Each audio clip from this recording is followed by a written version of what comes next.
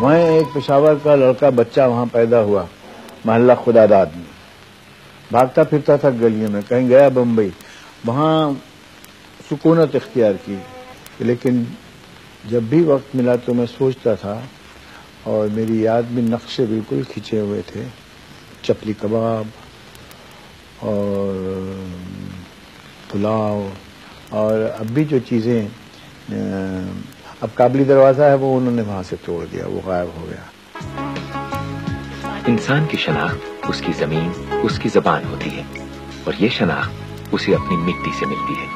دلیپ کمار کی شناخت پشاور کی مٹی ہے، جس کی کشش انہیں ہندوستان کی سرحد سے پاکستان کے سرحدی شہر پشاور شہر کا جو قلعہ ہے بالا حصار یعنی وہ قلعہ جو بلندی پر ہو، ہم اس کے اوپر کھڑے ہوئے ہیں، نیچے ٹریفک ہے، اور میرے دل میں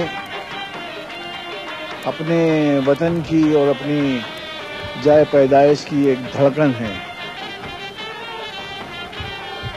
یہ شہر بہت سی یادوں کی آماجگاہ ہے، بچپن سے چھوٹے لڑکپن سے لے کر اور آج تک کی ایک داستان اس میں مضمر ہے، اور ایک طرح سے میری زندگی کی داستان بھی اسی قلعے سے وابستہ ہے.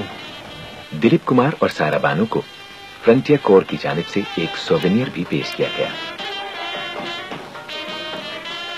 بالا حصار کے بعد دلیپ کمار کی منزل قصہ خوانی بازار میں واقع ان کا اپنا گھر تھا، جو محلہ خداداد میں آج بھی ان کا منتظر ہے.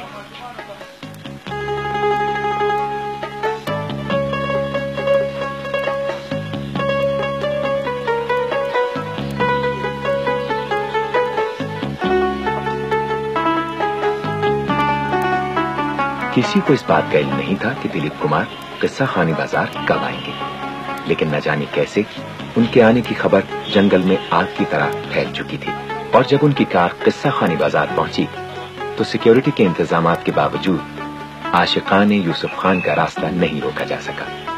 انسانوں کا سیلاب تھا جو روکے سے نہیں رک سکتا تھا، لہذا یوسف خان اور سائرہ بانو خان کو ناکام واپس لوٹنا پڑا.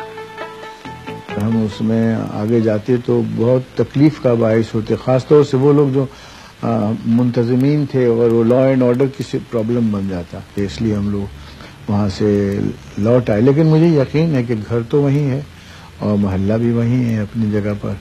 اب محلہ خداداد والے گھر میں محمد بادشاہ کا ایک چھوٹا سا خاندان آباد ہے، جس گھر کا محافظ ہے. سن 60 سے اون تک میں اتنے رہنا ہوں.